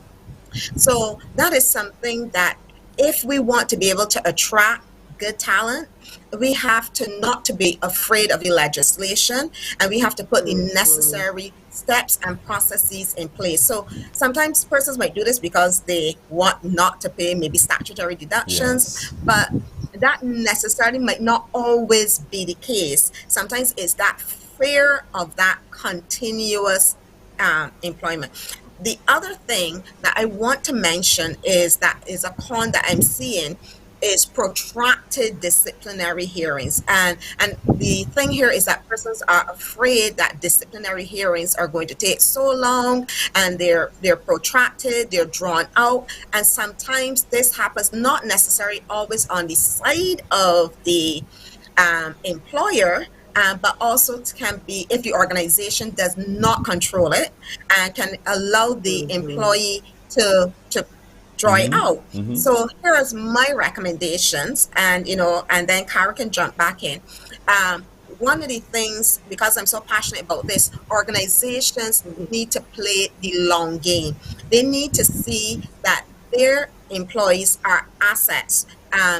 People assets, right? And I say I don't even like the term assets, because there are people coming into the organization. They're valuable team members that are bringing their skills and their competencies, and therefore we need to find a strategic way in terms of attracting that talent and keeping it. So at the end of the day, if we are just going to be seeing this person, I'm going to hire you for 6 months and hope that you're going to be available after I break this contract for 42 days, then no, that person is going to move on. So we need to play the long game in terms of ensuring viability and sustainability to that business. The second thing I want to say with reference to the whole concept of disciplinary hearing, organizations need to be more strategic. One, we need to educate persons in terms of, because sometimes I have to tell persons, this is a process that we have to do. We need to educate persons still in the organization, especially the team members, because when they get a letter inviting them to a disciplinary hearing, this may be their first time, right? But we need to educate persons on the process. But also when you write that letter, you need to set out clearly that how many adjournments they're going to be allowed. Sometimes you have persons want to bring 2 and 3 persons as their representative. You need to state that, they're allowed 1 representative, and the fact that if that representative is not available, then because the meeting is going to take place, they're only allowed 1 adjournment, then therefore they have to find some person that would be available. I had a situation last year where an employee wanted a certain individual. They turned up at the meeting and indicated that they're going, and this was in November, that they're not going to be available again till February. So the organization has to take control. So as I said, there are pros and there are cons, and it's for both sides. The legislation, some persons, when it first rolled out, employers had this fear that this was all about the employees. No, it provides transparency for both parties. It provides a framework for that employee-employer relationship, and it's not something that for organizations to be afraid of and act out of a mindset of being afraid. I had more issues this year with reference to health and safety than I had to with disciplinary actions. Now, Cara, these recommendations that we are talking about here, because not everything is spelled out in the Act. You cannot spell out every particular possible moment of infraction or not. So how do you begin now to use the Act to your advantage? I'm using it from the perspective of a business, of the owner of a business, so that we can have the best relationship, but I can also protect my business from that employee who feels that they can now take me down the road. as Grainer would say? Pearson, I absolutely love that question. And I would say this. We have to look at the intention behind this legislation, right? As I said, it was created to create some standards, to make provision for rights within the employment relationship.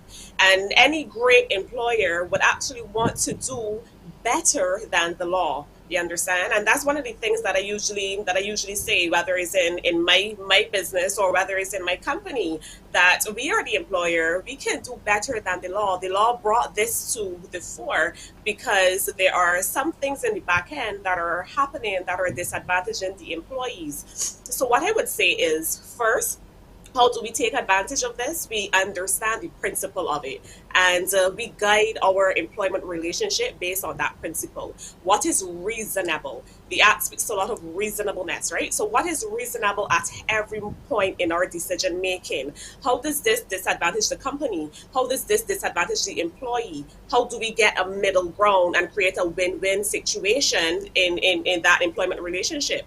The other thing that I recognize is that this law actually ushered in the presence of a third party. Okay, so that could be the union representative, the recognized union, or a witness, whatever the case may be. However, what I have had in the past is a great relationship with one of the recognized unions in Barbados, and because of that relationship, because of that openness, keeping the communication lines open, it actually allowed us to foster a better relationship internally. We had the employees' trust, we had the union's trust and the union's presence. And if you look at the law and the fourth schedule particularly, it allowed for that representative to be present. It wanted us to have that type of tripartite discussion or arrangement going on, right? So when I think about how do I take advantage of it, I always go back to the basics. I always go back to the principle. Never just about interpretation of the legislation, because that will come. We have organizations like HERMAB, BEC, different organizations that can support you with the interpretation of it. Yes. However, it is the practices that we want to ensure that lay the foundation. It's the practices that will make us best employers. It is the practices that will allow us to be reasonable as HR professionals, as business professionals to our employees. So that's how I would take advantage. She's on. This is such an exciting discussion for me, and I'm sure for a number of people as well, to be continued. I want to thank both of you. Time has really run out on this.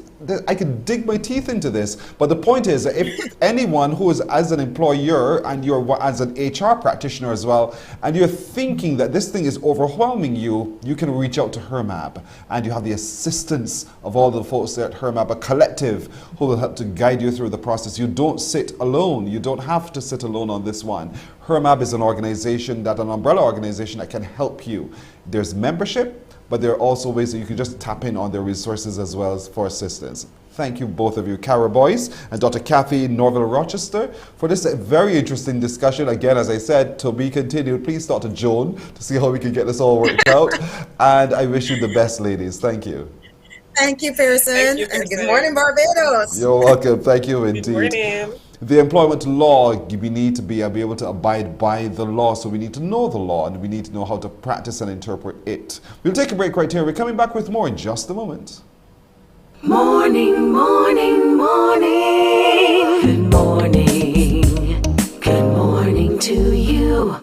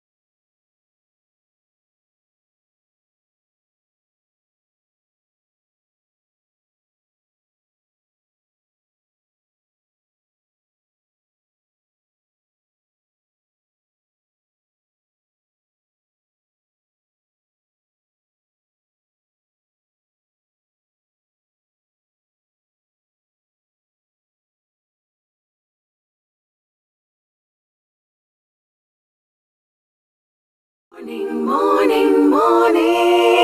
Good morning. Good morning to you. We've been telling you all month long about worship in Barbados. It concludes with a family fun day at the Codgerton Riding Stables. Joining us to talk about what to expect is Patrick Croney, who's the coordinator of worship in Barbados Family Fun Day. Good morning to you, Patrick. Good morning, Pearson. Thank you for joining us. So what can we expect when we all assemble there on the 2nd of July, which is Saturday? Okay, so weather permits, we're going to have a wonderful time. As I said again, we've been having some extraordinary times for the past few weeks in the worship in the city, worship in Barbados.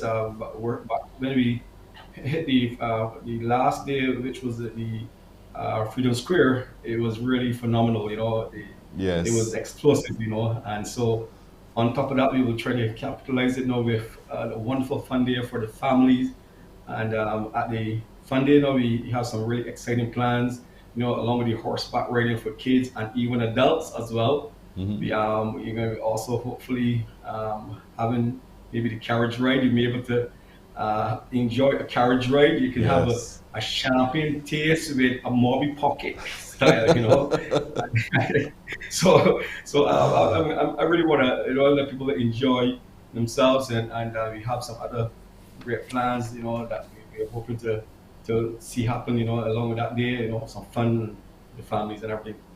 It's absolutely free to everyone. It's right across the street from Combermere School, the entrance to Combermere School. So you know where we are. We're talking Codgerton Stables area right there, Riding Stables. So you say we come out, we bring the entire family out and have a great time. Of course, protocols will be observed. So there's a food, clothing, rides, slides, toys, a whole lot will be on sale. And as you can see from the picture on your screen right there, you have that exciting carriage ride. Bring the entire family. When we say family, we're talking adult and children as well, right? Yes.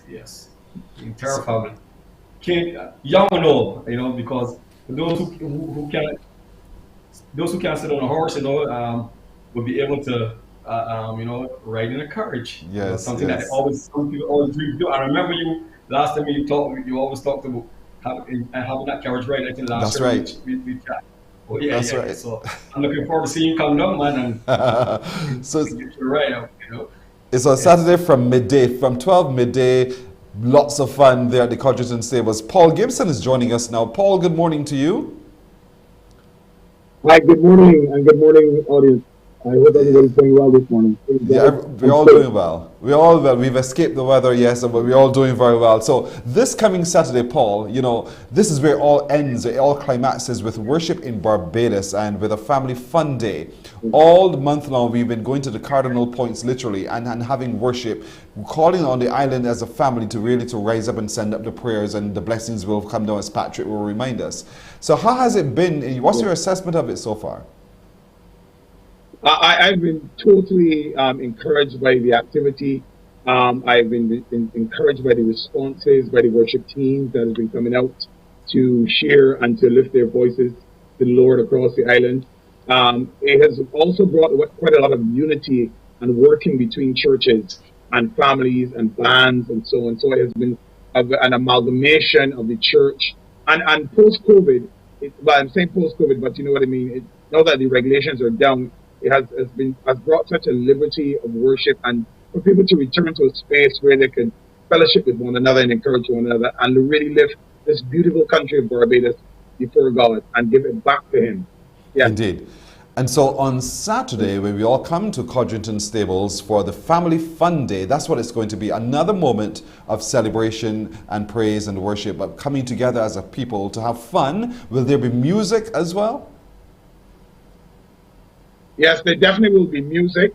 There'll be rides. There'll be games. There's a big space where you can let the kids run and be free. It's going to be a day of wind and refreshment, and just for persons as well who want to do purchases and set up little kiosks, that would also be available. So it's an end-to-end day of fun, fulfillment, sweets. It's going to be just an enjoyable time for the entire family. And we're encouraging everybody to come horseback riding, which people are afraid of horses, but these horses are published in our amazing. I've ridden on them before, and it's a beautiful experience, even for the youngest of the kids. You know, I Yes, would come yes. out and enjoy it. Indeed, so it's a moment of worship still, folks. So bring your best behavior, be on your best self, and but at the same time, meet and greet other people like yourselves with one purpose, one mission indeed. And so the Family Fun Day is starts at 12 noon at the Codrington Riding Stables, right opposite Combermere School.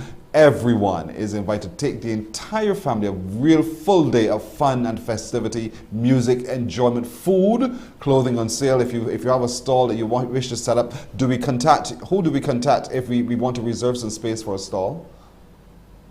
Well, right now, all of these spaces are already taken now. Okay. So I was mentioning that to Paul. So right now we at the capacity, so to speak. All right. And but right now, everything is all set. We're just waiting for people to the come. Lord to open up the heavens and let the sun to shine and bring some beautiful sunshine down on the entire earth. Amen indeed on that. Amen. We got to leave it there. But thank you so much for both of you. I'm glad that the whole period has worked so well, and that we are looking forward to a really good day on Saturday when the family comes together in worship and praise at the Codrington Riding Stable. For everyone, bringing the entire family and have a really good time. Thank you, gentlemen. Paul Croney and Paul Gibson, Paul Squared, for joining us this morning. Indeed, all the best. Thank you so much, Chris. You're welcome. Morning Barbados continues after this. Morning, morning, morning. Good morning. Good morning to you.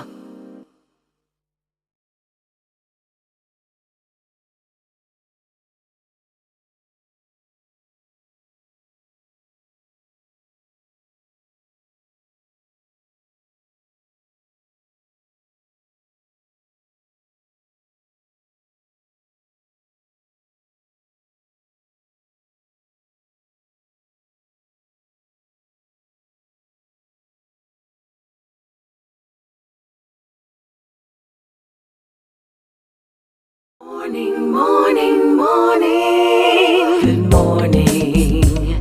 Good morning to you. We don't have a lot of time, but what we do have, we'll spend in St. Philip right now, just 6.5 minutes to go to 8 o'clock. Welcome to you, Brian Paris, who is with the Parish Independence Committee, and the ambassadors of Derek Anderson and Simone Williams. Good to see all of you again. Good morning. Thank you, Pearson. So how did road tennis go? Because I still see people there playing road tennis, so obviously it has started and it's going well. Oh, geez, yeah. St. Philip is really talking about the St. Philip tournament, and we would keep the guys posted with regards to that, as we are trying to make sure that that is a class for St. Philip to remember. So we keep you guys posted on the exhibition, on the tournament, but the exhibition went really well. So I thank the parishioners for coming out. But Pearson, we're here to actually talk on our parish month of activities, which is in July. And we just want our parishioners to come out and celebrate with us by wearing the color of purple and actually help us to showcase the community involvement and the community engagement that we are looking to try to engage persons out there to get involved with our programs. And with us today, we have our two ambassadors to speak on that. So we have Simone and we have Derek, which they will talk about the well-being, pushing events, promoting well-being of persons and the well-being of businesses. All right, just a minute, because when you say we wear the color purple, we wear the color purple. Folks, it's every Friday. We had that post up just a minute, where we spread the love for St. Philip through the showcasing of parish pride. Look at this right there on your screen. So you wear the color purple, take a picture, a video, or you snap and you hashtag it to Atu Love Ma St. Philip. Atu Love Ma St. Philip. Hashtag it. And of course, you can follow St. Philip Parish Ambassadors on Facebook and Instagram. So who wouldn't want to? Every Friday, that's the action right there. But let's talk about the physical challenges now. Let's start with you, Derek. Which one are you going to tell us about? Well, we have trekking in St. Philip. We will begin at JB Simpson Complex at 5:30 in the morning. I know it's early, but I know that we can come out and we will be trekking in St. Philip. The admission is free, of course. You know, it's community-based. We're all about family here. And we also will have another trekking, but this time it will be from Bushy Park. But that is on July 17th, while the trekking from JB complex will be on July the 3rd. Which is Sunday coming. So Sunday coming, 5:30 in the morning, we're pushing off from the JB Simpson complex in Emerald City area. And then on the 17th, trekking off from Bushy Park. Again, absolutely free. This is fantastic. And what is your role in all of this, Miss Simone? You all ready? Yes, sir. Can you hear me this time? Yes. So which ones are you going to tell me about? I'm going to tell you about two. We have an ARMAP, which is as many reps as possible. Challenges is an online challenge for the entire community. As you would have noticed, there's so many issues that our communities are facing as it relates to diabetes, hypertension. So what we want to do as the parish ambassadors is give out an online challenge where you do as many reps as possible. We have 5 exercises. These 5 exercises are burpees, air squats, push-ups, jumping jacks, and sit-ups. So basically you try to do as many reps as possible. Each exercise is for a minute. The rest is between 30 to 45 seconds depending on your fitness level. And basically that is what we would like to do as it relates to some of the fitness challenge, the health challenges that we've realized in the society. Also, we have a soca aerobics, more on the fun side for those who don't like gym. For example, me.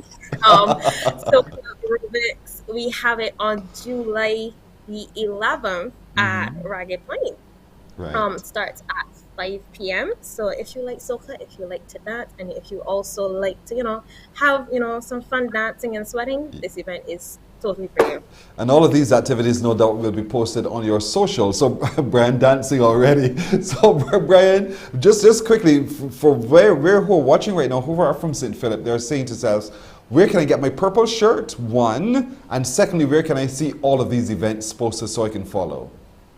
Okay, so you could follow us on St. Philip PIC on the Instagram page, follow us on St. Philip Parish Ambassadors on the Facebook page, to call us 251-226. And we are actually selling a tool of St. Philip purple shirt so that you could join in with the festivities of July month. Right. So, of course, we'll post all of this on our social as well, on our Facebook page, Mornin Barbados 246, so you can track along. And we want to encourage as many of you Philippines and others as well to engage in the exercise too, as we support St. Philip in the month of July and really make July quite a purple month indeed. Thank you, Brian, Derek, and Simone for joining us this morning. And we encourage only on the very best for all of you indeed. Thank you very, very much in your parish month. Thank you. Many blessings, Pearson. Likewise. That's it for today's edition of Morning Barbados. I want to thank you too for joining me, and my production crew includes my producer Alicia Asgrant, technical director Rowell Ford at sound, Mr. Christopher Blenman, get it all forgetful for real, at master control Tamisha Green. I'm Pearson Boyne, thanking all of you. We look forward to seeing you again tomorrow. Good morning.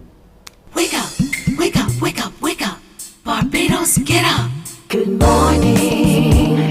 Good morning, Barbados.